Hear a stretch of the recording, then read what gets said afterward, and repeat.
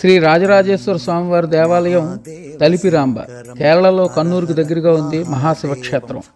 ఇక్కడ స్వామివారు స్వయంభూగా 7,000 ఏళ్ల క్రితం వెలిసిల్లారని ప్రతీతి.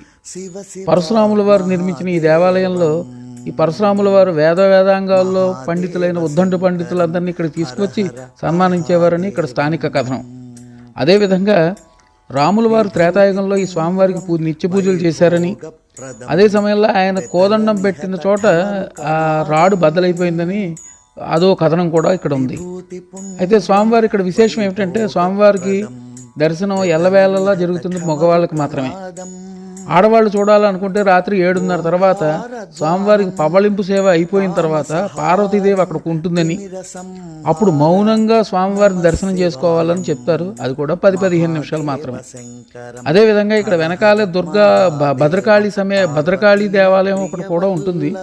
అది ఏడాదికి 1 నెల మాత్రమే తెరుస్తారు. అది ఒక జూన్ మాసంలో.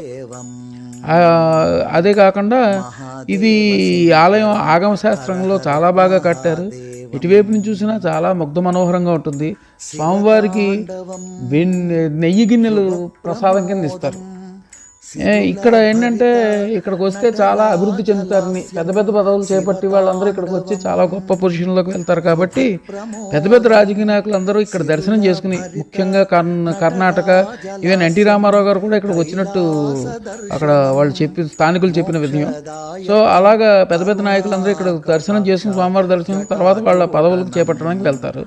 ఇది ఈ స్థల పురాణం విశేషం. ఓం నమ శివాయ. శారం. పార్వతీ ప్రియవల్లభం శివ శివ మహాదేవం.